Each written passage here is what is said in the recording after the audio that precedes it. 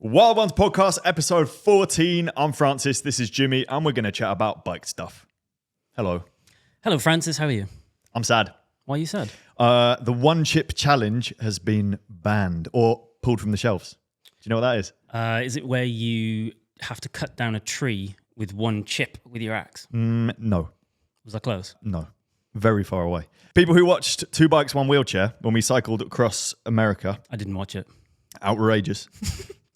The day two, Justin, my friend, bought me from a gas station a thing called a one chip challenge, which is a singular, very spicy and very expensive. It's $10 tortilla chip. This sounds familiar now. I feel like I've heard you told me something about this. It's made by this company called like Pasque or well, Emily, if you can find that out, please. Death. It begins with P. Death to humans. Chip. Yeah. And it's a singular spicy chip. And the idea of it is the challenge is to eat it without drinking any milk or any water and consuming the whole thing and lasting for as long as possible, I guess. Sounds terrible. Justin bought me this. And the idea behind it, because we were raising money during Two Bikes, One Wheelchair for a fantastic charity called Get Kids Going and give wheelchairs to kids who need them. And the idea was once we hit a certain donation target, I would eat the chip. However, everybody objected to it in the YouTube comments. And they were like, do not eat the chip because that'll be the end of the trip. You'll be sick for 2 days. So we avoided it and we like delayed it. We were like, oh, maybe we'll eat it halfway through. Luckily, we then gave it to Rob, who's our friend, Lou Vardaman's husband. Texan Rob. Yep. And he ate it on camera and it was very funny. He didn't die, but someone has, in the last few days, a 14-year-old boy ate the chip and afterwards died. 3 days afterwards, there might be a link. Maybe the chip caused it. No one knows. However, all one chip challenges have been removed from the shelves in America. Wow. So you can't buy them anymore, which is pretty insane. That is. And this thing, it is extremely spicy, but then has this happened to anyone? Has anyone ever died from eating a spicy thing before? Why are we as humans obsessed with spicy stuff? Things like this? Yeah. Well, it's not just spicy stuff. There's lots of stuff. There's lots of examples where we as an entire society become obsessed with one odd activity. Like the ice bucket challenge. And then all of a sudden it's full on like pop culture because like 50 million people have done it. Yeah, but that was a good cause. One chip challenges, there was no winners. I'm telling you for a fact that the Rob, majority of the people doing the ice bucket challenge were not doing it because they even knew what the cause was for. Yeah. It's because it just caught on as a thing. And it's the same with spicy food. Spicy food's a thing. I remember when I used to work in London in an office in a corporate environment, people used to go and do like food challenges because there was loads in like Hoxton Square had a place. I can't remember, it was maybe like Red Dog Saloon or something like that. And they used to do food challenges. And then like a load of the people, a handful of people from work would go and do the challenge, and then all of them would then be going home ill for the rest of the day. It does appeal to me, despite not having the one chip challenge. No, not going that. Home ill. No, not going home ill. I was on eBay yesterday looking to see if there's any one chip challenges there. eBay is a source for food. What? Illegal, discontinued food, contraband.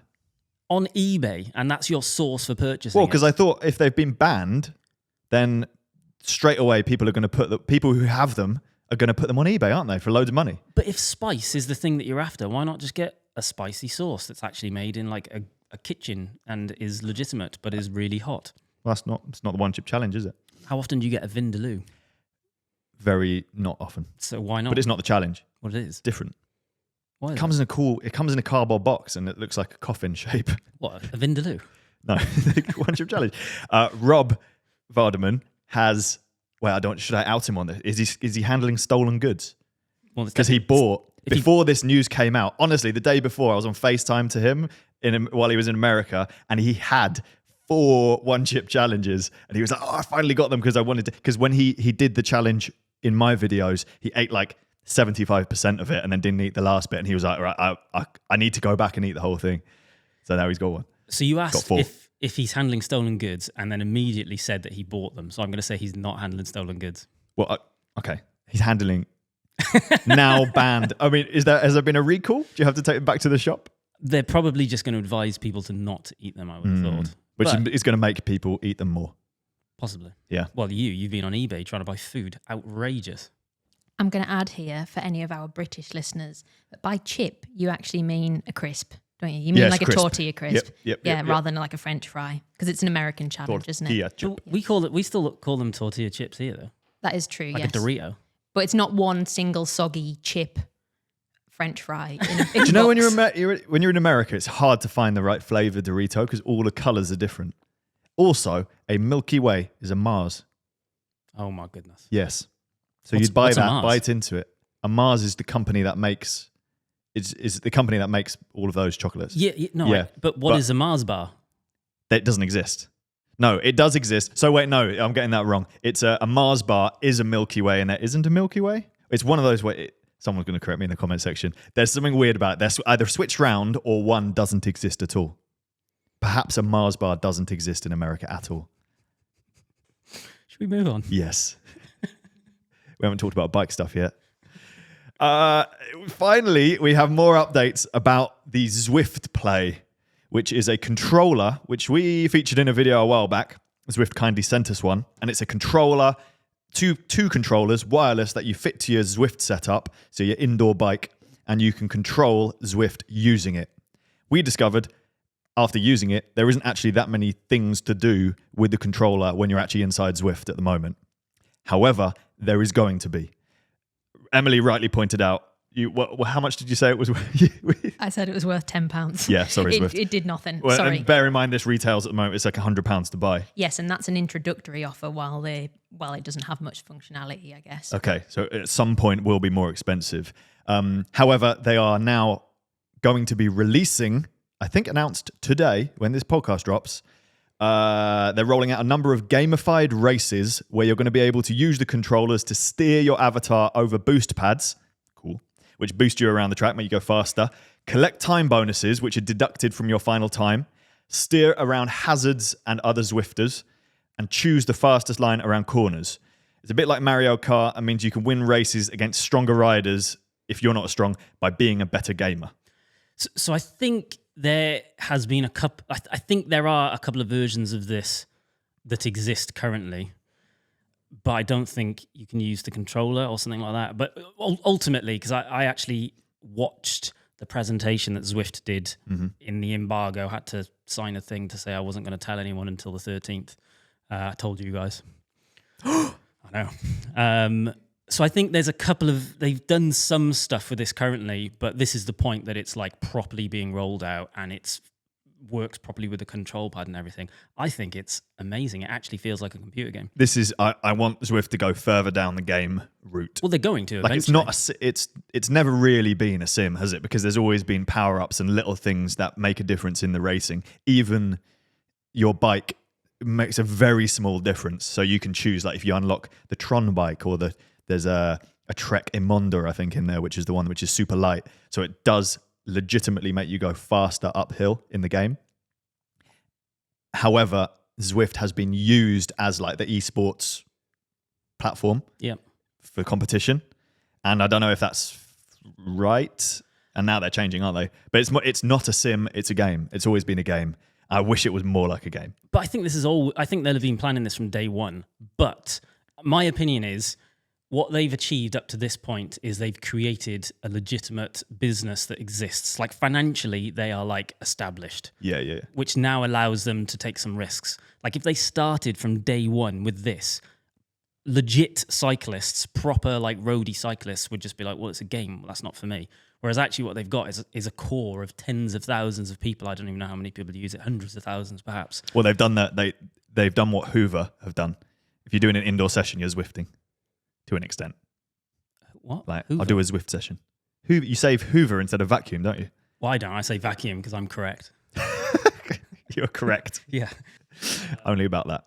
So I think this was always part of the the rollout is establish yourself as a legitimate training thing, bring in some hardware, and then gamify the hell out of it. And I think it's really exciting. I think it has the potential to pull in young people as well. People which actually aren't cyclists that go, well, actually, I can be active and play some computer games, and it doesn't matter if I'm really fit or not because I'm actually mint at controlling my character, and therefore I can beat someone that's way fitter than me because I'm a really good digital racer. Definitely.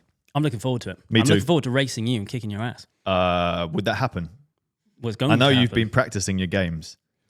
Both me and Jimmy, for the listeners at home, have been playing Starfield, a new Bethesda. Your first ever Bethesda game that you've played is extremely good. Game set in space where you shoot people. I've done 200 hours, and thus far I've picked my hair color. Yeah, exactly. It's intense. Exactly. Just the character creator takes hours. It does. It's bonkers. There's not enough of that in the Zwift. If I, as a person who's played lots of video games in the past. Can I just say, though, you strike me as the kind of person that if you could be plugged into a computer game with like IVs in your arm, food going through, like Matrix style, you would be like, yeah, let's do it. Which is why I think you want Zwift to be full on RPG. I'm plugged in because you're at heart a bike racer and you're like, well, it's a computer game and a bike racer. Plug me in. That's where I want to be. Apple Vision Pro. Yep. You heard it here first. That's what we'll be wearing on Zwift next. Imagine how sweaty it'll get, though. Why are you going to be wearing that? So you can see stuff. And look around. Yeah. See all the people next to you. What I want to see next to me in Zwift is, like, I want to log in and it be like Mad Max. I want people on giant, like, tricycles with flames coming off and guns and Mario Kart, a guy on a basically. penny farthing and a guy riding the dinosaur. Why is there not that? Like, the most exciting thing is a Tron bike, which isn't officially the Tron bike. It's just like a bike with lights in its wheels. Yeah. What else exciting is there, really? It's just all too tame. Add some more crazy stuff. I am really excited. I hope they watch this, listen to this, whatever medium they want, because as much as I love disagreeing with you, and believe me, I do, that is honestly the most spectacular thing you've probably ever said. Thank you. You just wouldn't you? You'd just be like, oh, I'm going to go and work on my Zwift, you are free my to steal fire my trike. ideas. Just 100%. I want a bike. I want like 10 bikes stacked on top of each other. I want to log in as a newbie and it will look like you.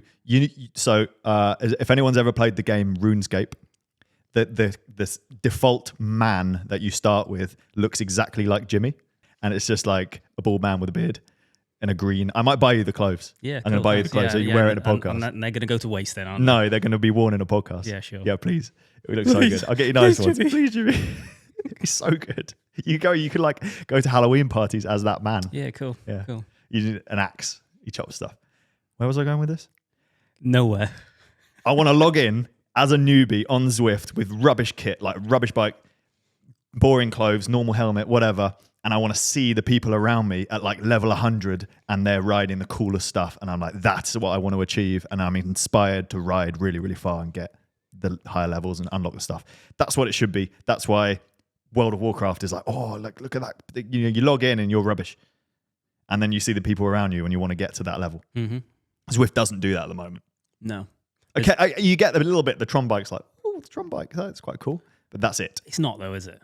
Yeah. Never am I doing anything with Zwift and thinking like, oh, there's an incentive to level up. No, Never. the incentives aren't quite there. The only incentive currently is if I do this, it might mean that I do 1 or 2 extra indoor bike trainers and therefore it makes me a bit healthier in the real world. I don't care about the real world. I just want the game up. Game things. Unlockables. So yeah, I think we're both in agreement. We will try it out. Definitely, 100%. So they're also changing the racing. They're bringing in a new type of race category or categorization. The players will get what's called a racing score. This new racing score will include your racing skill as well as your power, because historically it was watts per kilo. Races are split into what watts per kilo you can do. Is it your FTP or like you choose, and then if you do too well in some of them, they bump you down? I'm not really sure. No, I've never really done that much. I've done a racing. couple of races, and I always just put myself on the bottom because I'm unfit. Yeah, So it was easy for me to do that. easy to choose. Yeah, So I think it's watts per kilo at the moment, but they're changing that to be a bit more involved. It updates after every race and becomes more accurate with more results. Makes sense. Zwift says it rewards Zwifters who take their time to master racecraft. You'll be able to unlock and enter different races based on racing score. Racing score is not an outright replacement for pace group categories, and it's launching in November, so not far away. I again, this feels like it's part of the whole gamification of Zwift, because this kind of plays into the previous bit, which is where you can get power-ups and speed boosts and all of that. Do you think the old racing will still be there? Because this sounds like you're going to need the controller to steer and do all the stuff. So people who haven't got the controller will still have to do the old style racing, no? I think my gut is that traditional style of racing will be there for now. And I think that over the next couple of years, controllers are going to become normal. And there'll probably be a point where every turbo has a controller with some sort of control, which is just like a Bluetooth controller. I wouldn't be surprised if tax are working on one. Well, at the moment, you can do everything that the controller does with the app, but badly. Like, it's not nice, is it? Using your phone is annoying. Yeah. So maybe people will be forced to do that. I think this is the start of a big shift in how people train indoors. And there's always going to be an option for someone that just wants the like I'm a roadie. I just want to watch myself go up a climb whilst I'm doing my winter session so that when it comes to next spring, I'm in good shape. Yeah. But I don't really care about that. What I want to do is... But you have said in the past that having that avatar there versus nothing at all and just sitting on a turbo in the quiet, well, not in the quiet, with the music on, you like having the avatar there. Yeah, absolutely. It's motivation. There's something about it. It's just better. But where this is going makes me want to do it, and the getting fit a bit is just a bonus. This sounds like fun to me. Yeah. And it plays into my like competitive nature of like, well, if this is a racing score based on your race craft, as they put it, then I'm like, well, that's me. I'm a legend. I'm going to do it. Smash it. And then you're then going to get really annoyed when all of a sudden you see that I've got like one of the top racecrafts in the world, and you're like, what? He's not even fit. I'm like, got the skills, mate. It's not speed that wins races. Oh, sorry. It's not power that wins races. It's speed. Skills. Man, skills. Moving on to some awesome news. We have a friend called Zeb who races bikes. He used to be on Team Ribble. That's where he was in my videos in the Ribble kit. He now rides for St. Piran here in the UK. And he comes from the northeast, used to live in Newcastle here, now lives in the south in London, and he came 6th in the GC at the Tour of Britain. I think this needs to be explained why it's so significant. It's significant. Say that word. Bleep that out. Bleep that out. Jesus. Bleep that out. Jesus Christ. It's significant. I can't say it now. Significant. Just stop it. Just stop it, okay? It's a big deal. Why?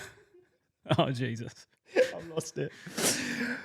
Basically, Zeb is on a domestic British team with a limited race calendar, limited funding. Obviously, he's extremely talented, but he hasn't been exposed to the races that most of the riders in the Tour of Britain have been. This is all World Tour teams. He's racing against Wout van Aert. So, yeah, he's racing against Jumbo-Visma, Team Ineos, the best in the world. Wout van Aert literally is the best rider in the world. And Wout van Aert won, and Zeb was like 23 seconds down. It's unreal, isn't it? It's bonkers. So just fair play. That goes to show how hard Zeb has trained to get to that level and to be able to race at that level without having all the experience in the races in the months before. Because all season these World Tour guys are racing big deal events where you're getting used to the style of racing and how it works, and this is well impressive. He's quite young, Zeb, isn't he? He'd be like he's younger than me. Yeah, early mid-20s kind of thing. Yeah. I wonder if he's going to get picked up now. I would hope so. Because I guess that's the point of that team, isn't it? It's like it's as high as you can get. I'm guessing He's classed as a pro 100% rider. like he has the power to be a pro. There's no question about it. Perhaps in the past, it's like getting that racecraft is really hard for people. Like that's why people go to Belgium, because the racing is so fast and so intense, and you learn how to ride in a bunch, and it's a different level to what it is in the UK. And the fact he's been able to do this is that's the impressive bit, and it's proved he now has both of those skills, both of those things proven. Is he a pro? Would he be classed as a pro? Is this like a full-time job on a salary? He was working for Wahoo before. Wahoo. Yeah. Oh, now you understand me. He was working on the side. Yeah, he's been working on the side. Right. Yeah. Amazing. I don't know what he was doing right now. And perhaps he goes, like a lot of elite riders in the UK, you'll do a bit of work here and there. Sometimes he was working full time for Wahoo, but then you go through periods of like, I'm going to focus on racing just for this couple of months, and you make it work. But certainly he's racing against guys who are doing it as a job properly. So it has massive potential to then, when he is focusing on only that full time and has a race calendar and a couple more years under his belt. Well done, Zeb. Well done, Zeb. See you soon. Doing it for the Northeast. Mm-hmm. Oi. I don't know why I did that. So we chatted about speed limits for cyclists last week, and well, I was fine. People disagreed with you in the comments a lot. Did you look at Disagreed with comments? you as well. No, they didn't. You got selective reading. Like old men that like choose what they listen to or what they hear from their wife and their family. You've got the same with reading the comments. Reading the comments. Yeah. As many disagreed with you as they did me. You reckon? Yes. I reckon if you count it up, no. Anyway, Wales. You know about that place. You've been there. Wales, yes. It's about to change the speed limit on all of its 30-mile-an-hour roads to 20-mile-an-hour. I think this is amazing. Yeah, or the people in charge of Wales, not Wales itself. Wales is not a sentient, thinking hive mind. The Welsh government says it will make streets safer for playing, walking and cycling, encourage more people to make more sustainable travel choices, reduce noise pollution and promote cleaner air. A recent public health study estimated that the 20-mile-an-hour default speed limit could result in 40% fewer collisions, saving 6 to 10 lives every year, and avoiding 1,200 to 2,000 people being injured every year. I think this is amazing. Yeah, me too. Wales is the best country in the world. Funny. I mean, but maybe true. I haven't spent enough time there. When I was there, it was raining. They wouldn't want you there. Nah. You're too English. No, they did. They shouted. They all looked at me. They gave me evils, but they looked at you and they went... They didn't. Mate. They looked at me and were like, he's definitely English. They I was like, no, I'm from Cardiff. don't I'm from believe you Cardiff." anymore. Yeah. They don't believe you. You can't even say the longest place name in the world. I said it on video. What do you mean? Go on, say it then. This isn't this. No, Oh, fine. Yeah. I've already done it. Jimmy, weren't you telling me that when you were listening to this on the radio, there was like local business owners ringing up saying like they weren't going to be able to do their work properly because Yeah, it was like a boiler installer, gas man kind of person, and he was suggesting that if it's a 20-mile-an-hour speed limit, he isn't going to be able to get to as many services in a day, and therefore he's going to lose money, and that seems bonkers to me. Like, surely it doesn't actually make that much difference to how much you get around. No. The difference between 20 mile an hour, 30 mile an hour in time getting to your destination is like, it's not a big deal. It's not a big difference. And if you're getting the roads around, like outside of towns, outside of cities are still fast. The like feedback from drivers is mainly being that they find it annoying, and local business owners will say it impacts their trade. That it's supposed to be annoying. It's supposed to stop people from being in cars. Surely, like the more annoying it is, the better. Yeah. So people give up trying to use their cars for stupid short journeys, and then they ride a bike instead or use public transport instead, which will have to get better as a result of this. But if there's less vehicles on the road, Then it makes the people who have to use it better. Yeah. It's like the Richmond Park thing. Like no cars in there, better. For the argument of, so Richmond Park, big park in London, and we always have this like ongoing battle with the powers that be about removing cars from the park. And everyone's like, oh yeah, well, how are people with a disabled badge going to get in? And it's like, those are the people that need there not to be cars in there so they can actually get to the park. Like my mate Justin, wheelchair user, can't get to the park because it's just full of cars, and the roads outside are full of chock-a-block cars. If all those people weren't using cars, they were using public transport, the people who legitimately need cars will then be able to use the facilities. Yep. Slow your life down, everyone. Obviously. Enjoy it. It would be nice, to be honest. I would back, and this will annoy a lot of people, I would back reducing 60 to 40 and 70 to 50. Yeah. Because that would make such a difference to how safe it is out on the road. Jimmy, do you remember when we were on holiday in Scotland, they were trying out on a lot of the motorways, reducing it from 70 to 50, and it was actually an emissions thing? Yeah. Because obviously the slower you go in a petrol or diesel vehicle, the less emissions you use. And There's a sweet spot, isn't there? It was very annoying, but I still back it. Although we said we have an electric car, so we should be allowed to go 70 still. That is a great... I really like that. That is a good theory. So actually, make the speed limit slower for combustion engines, and then there's even more incentive to get an electric car. Is there much, like... I get the technology's getting better and, like, brilliant. That's going to solve lots of problems. But in the meantime, like, it's still better off you're just using it. Is it worth penalising people who have a petrol car and can't afford to switch to an electric car? Well, it depends how you're penalising them. If it just means that you have to go slower, that's not much of a penalty. No, if you tax people financially really hard, then that is a bit unfair. Which is happening, by the way. Tax on petrol and diesel vehicles has gone up massively. Well, not only that, there will be petrol costs will go up because it's being subsidised so heavily to start with. And a lot of people don't realise how much it's being subsidised. Really, it's just going back to how much it would actually cost, or closer to how much it would actually cost. So that will be a shock for people. And over time, that will be the thing that makes people go, I just give up. You know, the petrol cars will just become... James, who has a Jag and wants to drive it at the weekend, will still be allowed to have it and use it, but it'll be so expensive. It's a luxury. It's a luxury, and you just do it at the weekend. Yeah. I have to say, I don't think that electric cars are necessarily the answer. I do think that public transport, walking, cycling, e-bikes, or maybe not even e-bikes, but like cargo bikes, that is the dream. That would be amazing. Even in the Northeast.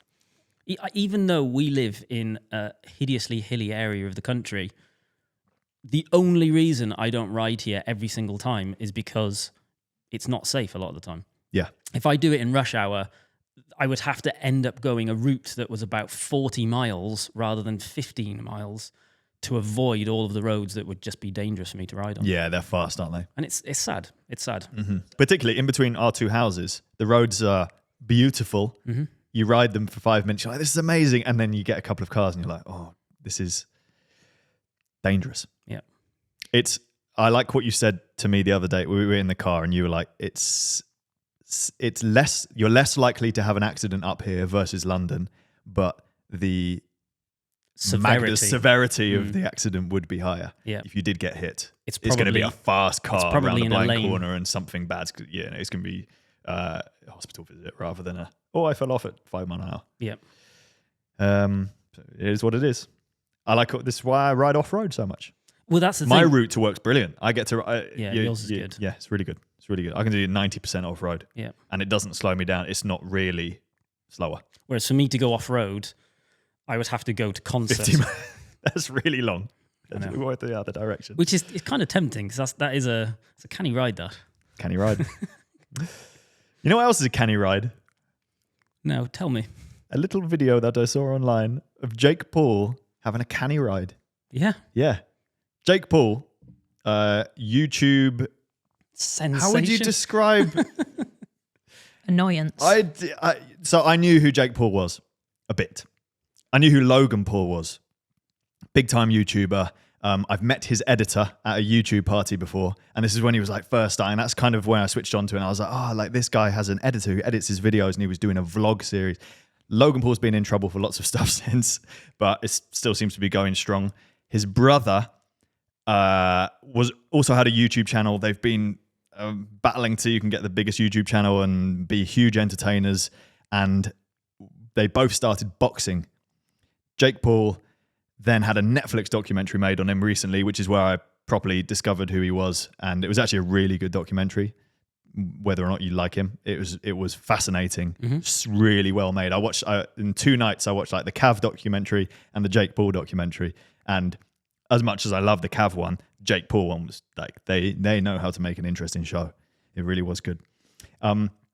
Jake Paul was spotted in full lycra on a team Jumbo-Visma black and yellow Cervelo. It's like a team one.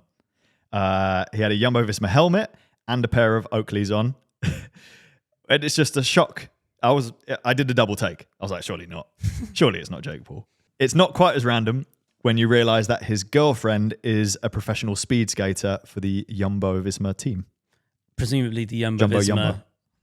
The Jumbo-Visma skating team, not the cycling team as a skater. Yes, she's a pro speed skater, but they are given like the team, the kit. Yeah, so like, I think obviously you can't always be skating. So doing other kinds of cardio is good, which I assume is the reason Jake was doing it, because he's doing big boxing matches against some serious opponents. I was going to say foes. Also appropriate. His podcast brain. This is what I call it. Weird stuff pops into my head like foes. Why would I use the word foes? Well, it is correct. It's correct. Yeah, I just start speaking in really strange ways. Obviously, all boxers have to do cardio. Isn't skipping one of the popular things? Well, that's for footwork. Ah, is that what that is? It's warm up and footwork. Warms your shoulders up, warms your legs up, but you also practice footwork. Yeah. You've done some sort of boxing, Thai boxing? No? Well, I've done boxing and Muay Thai. What was the training like? How much cardio do you have to do? Well, it's kind of all cardio, to be honest. Because you're running all over you're running in a ring, but it's all. Well, you're not in the ring. It's stepping. I would be running. Yeah, you would. You would. A lot of the cardio is like muscular endurance. So like you'll train to be able to like exhaust your muscles more than a round lasts. So everything's done in rounds. But you would do cardio for 2 reasons. One, for cutting weight if you're fighting, which normal people don't need to do. But pros do because they want to get as light as possible. So they'll do lots of like. Is that what because of performance, or do they want to get light to be in the lower weight category? It's not it's the opposite of performance. It ruins them.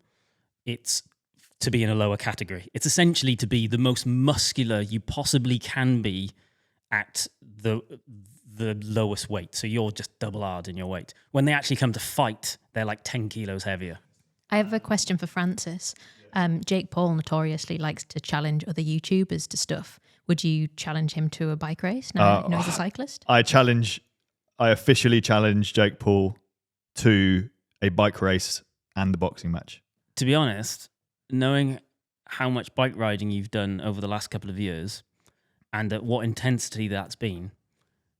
I cycled across America. I think he could potentially beat you in a bike race. If it was a short bike race, I bet his cardio is phenomenal. We'll see how long it takes to prepare. And how flat the bike race is. And additionally, he's 20 kilos heavier than you. Yeah, cool. This is why it'll be good. You're already invested in this. He is going to kick your ass at least once. Cool. And probably twice. Fine. But Francis is just going to run around the ring and keep away from him. Yeah, exactly. He only has to get one punch in and then he's won. Yeah, but he's going to be explosive. Francis is not going to have the stamina for that. Oh, he's taller than I thought. Was he 6 foot? He's over 6 foot. He's massive. Yeah. And he probably walks around at like 1 meter 85. I bet he walks around at like 90, 95 kilos and then fights at about 80, 85. He's 6'1". You're dead. Yeah, I'm dead. What I can say is he definitely wouldn't take the fight because it wouldn't be in his interest. You might take the race though. I'd love to do a ride with him. I want to see how much is he really like the person you see in Netflix? Well, he's not going to let you know that though. Nah. Because it'll spoil his brand. I think it is a brand. I think he's playing a character. Do you? And I think at that level you kind of have to be honest. He's worked out a method. It's always going to be a version of yourself that you're happy people seeing. You're never going to. Well, I guess it might not even be about happy people seeing, but it might be makes lots of money. You know, if you could create a version of yourself that you don't particularly like, but generates you £100 million, I reckon you'd go for it. I wouldn't because I'm not that kind of person. Nah. No, I don't think I would. I'd rather people not know who I am. You're in the wrong industry, mate. Yeah, well, this is what we're doing now. So Right, question for me from Emily. Oh yeah, question for Jimmy. Would you rather challenge him to a bike race or a fight? I don't think you guys realise, like, he goes for this stuff. No, we both be. There'd be zero chance of even surviving the fight. Yeah. Well, we would survive, but be in big trouble. But the bike race, I think you would definitely lose. Sorry. Whereas I would be fine. I would. I'll smash him in a bike race. You wouldn't. I would rather fight him than bike race him. So we've diverged a little bit here, but on the topic of celebrity cyclists, for this week's big question, I actually have a quiz for you both. Can you guess which of these other celebrities are secret cyclists? I love it. Mm-hmm. This is my kind of game. So I'm going to read out 2 names. You've got an option 50-50. One is a celebrity cyclist and the other is not. You have to guess which one is the real cyclist. Okay, so number 1 is Elijah Wood or Orlando Bloom. Orlando Bloom. I know this one. Yeah. He rides a Fesca. With a small dog. Not always, I hope, but sometimes with a very small dog. I've seen a photo of him and it's a very sweet little fluffy brown dog that he has in, I don't know how he carries it. Why are you pointing to your chest? That's where the dog is. On his chest? Yeah. You sure it's not an action camera? No, honestly. There's a big fluff on it. Nope. There's a dog. Okay. Little sweet dog face. Orlando Bloom. Hey. Correct. It is Orlando Bloom. 1-1. Yeah, he rides a Fesca. And apparently also, well, I've seen on Instagram, he also has an S-Works MTB. So, big cyclist. Okay. Okay, number 2, Harrison Ford or Mark Hamill? Harrison Ford. I've seen him here on a ride, Whitley Bay, cycling kit. Oh, yes, you're right. Spoiler this. Yeah, I'm going to go with that as well. So I get a point as well then. Yeah, there was. Yeah, I remember there was a thing about him riding here, wasn't there? Yep. Yeah. Yep.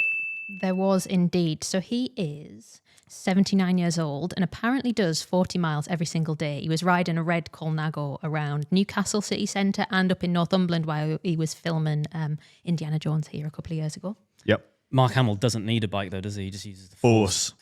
Mm-hmm. Where's Han Solo? No force. True. Was he force sensitive at all? No, he wasn't. He's just a space pirate. Yeah. Fair enough. Okay. Number 3, Gordon Ramsay or Jamie Oliver? Gordon Ramsay. I know this one as well. It's Gordon Ramsay. I've worked on his bike.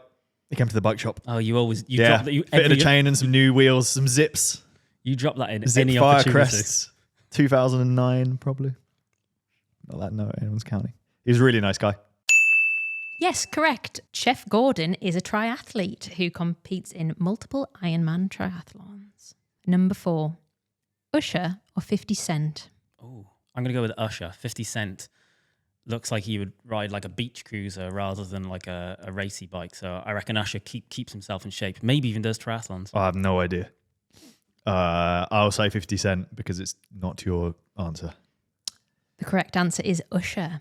Well done, Jimmy. Yeah, he has been spotted cycling a number of times. He has a sort of like fixie town bike and he also has like an MTB for like fitness. Although I would say, Jimmy, if 50 Cent is riding a beach cruiser, that would still technically make him a cyclist. We don't discriminate. Well, yeah, I know, but it was more of like, if I was to imagine him on a bike, it would be that. But I don't think I could imagine him on a bike at all. The next one is Courtney Cox or Jennifer Aniston, Monica from Friends or Rachel from Friends. I think Jennifer Aniston is more likely to be into fitness, and I'm going to say Jennifer Aniston. But also Jennifer Aniston. The correct answer is Jennifer Aniston. So she is into bikes, and before becoming famous, she even took a job as a bike messenger in New York for a day when the rider didn't show up for work. She said it was horrible, but she can ride a bike. Nice. I wish that we could get some airtime with some of these people. Oh, can you imagine? It'd be so much fun. Number 6 is Matt Damon or Mark Wahlberg. And the reason I put them together is because sometimes I think they're the same person. They do look the same. Mark Wahlberg is massively into fitness. He is famous or infamous even for getting up at something like 3 a.m. You mean every Marky single Mark? day. Yeah, Marky. Well, that is the same person. Yeah. At like 3 a.m. and does like 2 hours of gym and loads of other stuff. Does he ride a bike though? I'm going to go with Matt Damon. I'm going to say Mark Wahlberg. You've convinced me. But I don't know the answer. Some tactics from Jimmy there. It's Matt Damon. Jimmy is correct. Oh, God. I'm great at this game. He raced the 68-mile Cape Argus cycle tour in South Africa on a tandem bike with his brother Kyle. Oh, I love it. I love I've it. done that. Cape Argus. Well, it's not. It's called the Cape Town Cycle Tour now. The Argus it was like a sponsor, Right. and they're not sponsored by them anymore. It's the Hoover thing.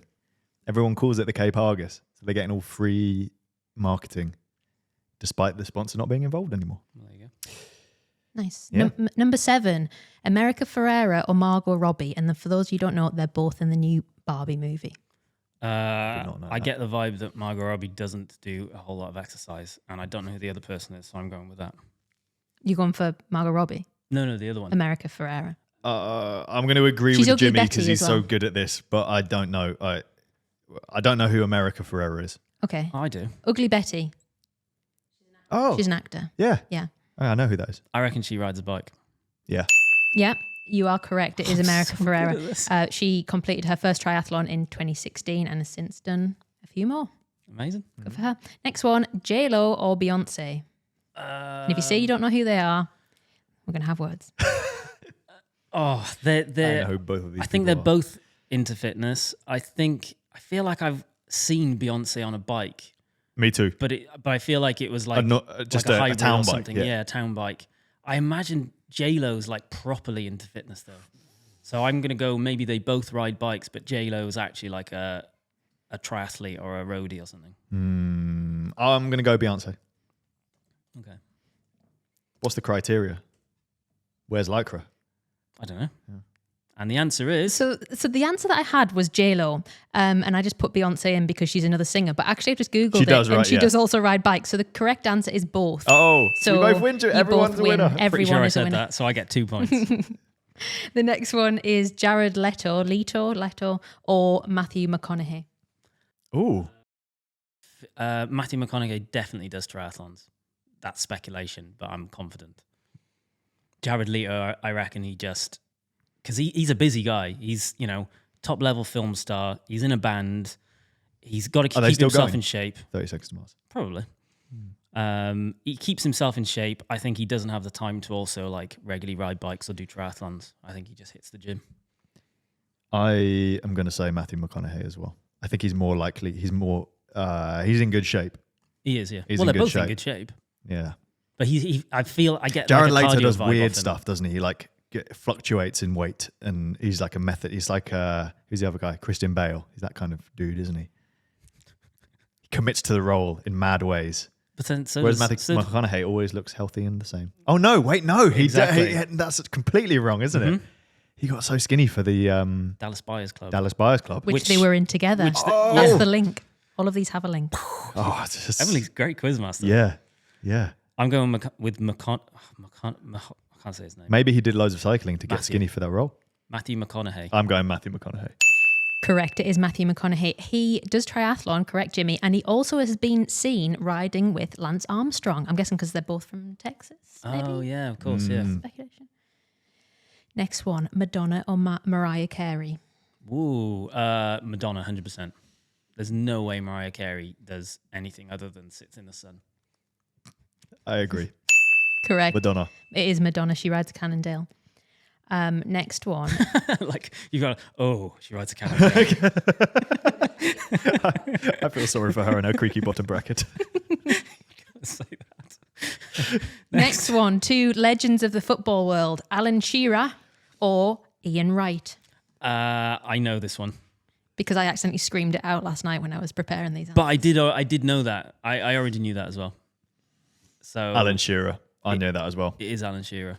I think Alan Shearer also got done by Cycling Mikey. Did he? Yeah. Wasn't he one of the celebrities who was caught using his phone? No, I don't think so. Different footballer. Who I can't remember which Don't one it wanna was. I don't think it incriminate was him, Alan Shearer. Yeah. It might have been Ian Wright. Nah. Ian Wright's seems like a nice guy. He seems like a really nice guy. I used to work at the same organisation as Ian Wright, and he is a lovely man. Is he? Very nice. Yes. You're correct. It is Alan Shearer. I can't see anything about him being done by Cycling Mikey, so we strike that from the record and apologise to Alan Shearer for that. Local legend, another one. Yeah, he has a Viello. I had a look on. So Viello is like a local bike company based up here. Northeast. Yeah, they're great. And I had a look on their Instagram, and he picked up his Viello in 2020 during COVID. I'm sure he paid nothing for it. Last one, Adam Sandler or Robin Williams. Robin Williams.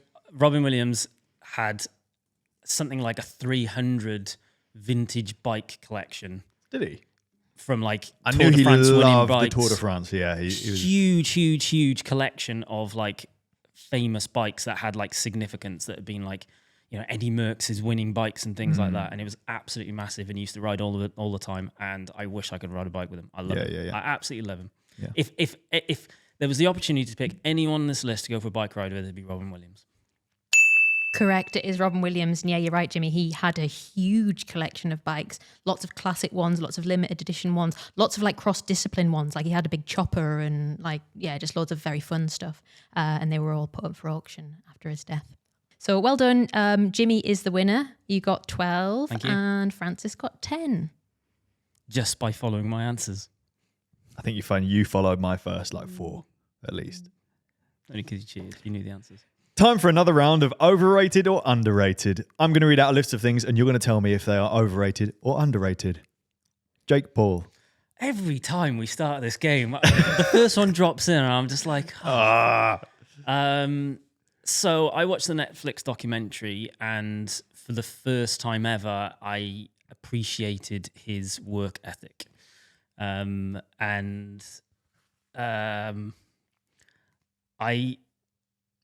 going to say he's underrated. Ooh. I wasn't expecting that from you. I thought you would have just been like, I hate him. I don't particularly like him, and I don't like a lot of his methods, but what I appreciate is he's mastered a craft, and it's the same sort of craft as Tyson Fury and Conor McGregor. He's found a niche for the Americans, and he's just like leaning into it. He's the bad guy. Mm-hmm. He's really successful because he's leaning into being the bad guy. Everyone wants him to get knocked out. So they pay to watch it. Exactly. And as he's getting higher and higher caliber, everyone's going like, oh, he's going to get beaten up more. And then he doesn't. It doesn't happen. He has been beaten. Yeah. But like he's playing that character and he's doing a great job. I think as looking in from like a brand and marketing space, what he's doing is phenomenal. I don't think I would get on with him personally. I can't imagine me and him sitting down and having and like getting on with each other. But bear in mind, that's like 6 people in the world. That I would get on with. Yeah, that's fair. Yeah. But I appreciate what he's doing. I think he's going to keep getting more and more successful. Underrated. Please do a bike race with me. Time bikes. I don't think they're underrated. I think they are marketed. I think they're phenomenal bikes. I think they're really well made. I've ridden a couple now, and I love them. I think they're great. I love a lot about what they're doing. I think is amazing. I don't think enough people know about them. Mm-hmm. They have a very unique carbon weaving thing. There's a video on their website which shows how it's done. I don't think it's unique to them. I think Fesca do it as well. I think they're maybe the only people doing it themselves or something like that. I don't know enough about it, but I personally think they're great bikes. Yeah. I would like to not give an answer until I've ridden one, because I haven't. Yeah. What's your perception though, from what you've heard? I've heard they are incredibly well made. Lifting up yours, it is incredibly heavy. Yeah. It's low spec, mine though, in the grand scheme. At the What's it got the on caliber of bike, it's low spec. Rival. It's your old, right? Yeah. Old Rival. It's the latest Rival, but it's the one off your alloy bike. Yeah. Oh, okay. With zips. Yeah. See, but like, I guess it's like 3 tiers but down. then it's entry level zips. Yeah. So like, yes, there's zips, but they're still going to be, heavy in the scheme of bikes. Plus, I've never tried to make it light. No. And bike weight doesn't matter. That as well. Yeah. Bags on bikes. In the bigger picture, underrated. Yep. In the bike packing scene, overrated. What does that mean? Well, it's almost like if you're doing a trip, you have to put loads of bike bags on your bike, and it's not. I think people overpack, take too much stuff. They don't need as much as they think they do, so they go over the top. But just someone commuting on a hybrid bike, having the ability to stick some of your stuff on your bike rather than in a backpack. Oh, amazing. Just do it. Versus a backpack. You're going to enjoy it more. If you ride to work, if you're listening to this and you ride to work with a backpack and you change that to a bag on your bike instead, you're going to have a much nicer time. You are. But it's night and day. It's really, really big difference and lovely. It's not night and day, but it's pretty. It is. I can't stand riding with a backpack. It's horrible. I think it's the obvious choice, isn't it? Oh, I'm riding to work. I'll just like sling a backpack on. But people don't realize how uncomfortable. Oh, Sweaty. They don't realize the other option. Yeah. Which is Bags. something. Yeah, bags like bar bag, frame bag, something. Mm-hmm. Just tail fin. Yes, it's expensive, but that would be the ultimate, wouldn't it? Yeah. Ease of access. If you're super flush, then why not? Yeah. But it depends if you need to carry a laptop and stuff like that. You're either panniers or a rack system that fits on your bike that doesn't take panniers, like a tail fin. Yeah. That's the only option because it's book shaped, isn't it? Oof. Yeah. Underrated. Fluff up of the week. This is yours. This is not fair. Why is this Who not put fair? This in? Emily is no longer employee of the month. Going to have to be Bella again. I suggested that. I was only joking. The only thing I could think, or we could think of for fluff up of the week is I had a medical yesterday, and I'm rubbish with needles, even though I've got loads of tattoos. It's not the same thing. And my body reacts funny to it, and I pulled a big fat Whitey when I gave some blood. And then actually just before it, I found out that the nurse and her husband watched this YouTube channel. So the fluff up of the week is me pulling a Whitey, but the silver lining is, I can't remember your name, but thank you very much. You're amazing. You were lovely, and you looked after me. So Jimmy, thank you. what do you mean by Whitey? For those who don't understand that. Everyone knows what a Whitey is, don't they? I think it's a very British term. Is it? It's just like a little bit of a wobble, isn't it? It's just Well, it's a bit more than that. It's basically when your body goes into shock, your blood pressure drops, you start sweating, you feel faint. Sometimes you do faint. I think I just about managed to hang on to consciousness. And then, eventually it all passes and you feel fine. You eat a couple of sweets and then you sleep in the afternoon and then you're fine the next day. I used to get that when I every time I did a bike race or a very hard training session, like a through and off pace line evening thing, I would stop. If I stopped too quickly after doing that, I would pass out. And I went to the doctors about it, and then I even had MRI scans and stuff done because we weren't sure what was happening and why was I passing out every single time I did this. Turns out it's like vasovagal syncope or vasovagal syncope. Right. Get the pronunciation right, which basically just means fainting due to your heart and blood pressure. Yeah. And it's like benign and there's nothing you can do about it. And I basically grew out of it, but it's quite common in younger athletes sometimes. Could you just cool down to avoid it? I'd basically have to keep riding. Like keep riding, but back it off for 10 minutes, 5 minutes, 10 minutes. So it would do a proper cool down. But if I stopped too quickly, then basically, and it wasn't the same feeling as like whiting out, which I've experienced in other areas of my life before. Same.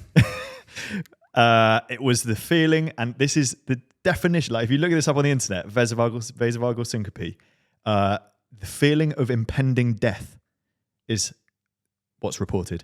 Right. And it was this weird kind of fog, and my vision would go blotchy and like kind of purpley grey. And then I'd end up lying down on the floor and I'd feel awful. And then if you the quicker I laid down, the faster the blood then got flowing again. Right. Lost consciousness a couple of times. But then when I knew it was happening, I'm like, oh, it's like put your legs in the air because it gets blood to flow to your head. Mm-hmm. I guess it's just blood going everywhere else it wants to be.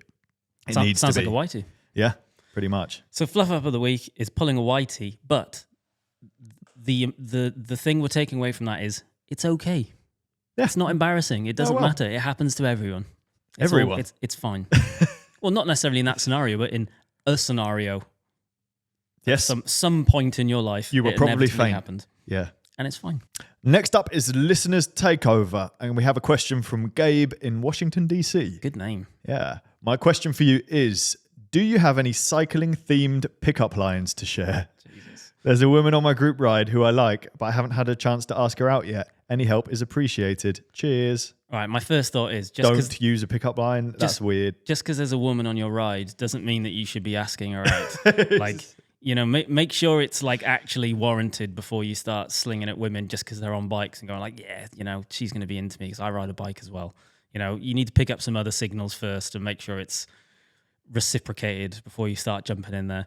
Cycling theme pickup lines, you hit the nail on the head. Just don't use them. Yeah. Seconded. Thirded. Why don't you try a pickup line on me? I don't know any. What's your method, Francis? I'm Francis Cade. I'm a YouTuber.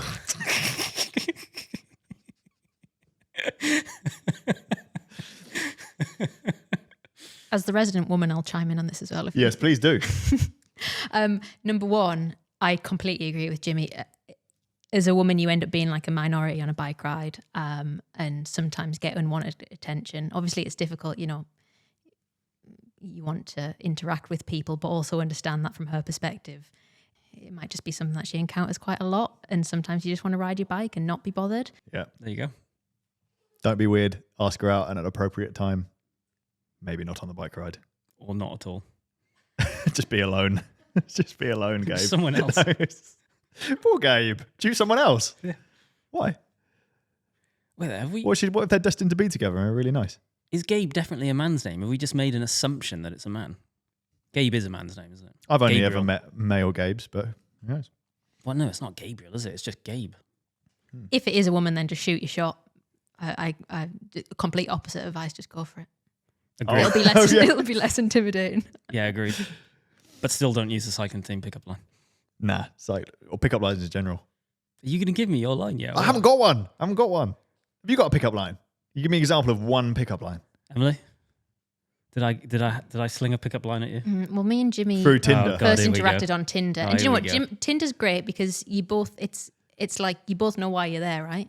I don't know. I've never. in, I you both have look for the used interaction. Tinder once, and I had to call in sick to the date that I scheduled, That's not which will be a thing. story for another podcast, It's not a maybe in about 10 years' time. So subscribe for that. Well, funnily enough, next week's guest is that woman that you stood That I up. cancelled on. Yeah. We were going to go and it was Chinese New Year, and we were going to go to London and see all the stuff. Never happened. Cool. Jimmy's my profile said something about the fact that I was a sports reporter, which I was at the time, and Jimmy was like, "Oh, sports, football, disgusting." So it was very neggy, is what I would say. Yeah. Why'd you do that? That's just my job. Turns out Emily hated it as well, thankfully. Oh, okay. So maybe try that. Oh, you cycle, disgusting. We want to hear more of your dilemmas and Tinder dating stories, so please send them to wildonespodcast@cademedia.co.uk. That's all for this Caveat. episode. What? Do not send your Tinder stories to our mailbox. Not interested. Do send them because I like to read the gossip. Do it. Really? Do it. Yeah. Emily loves it. Okay, there we go. Absolutely. Send your Tinder stories. Send Yeah. everything. Embarrassing That's- stories, whatever. All for this episode. Before you go and get on with your day, do us a favor, hit the subscribe or follow button. Leave us a review if you're listening on Spotify or one of those platforms. Thank you and goodbye. Goodbye. Goodbye.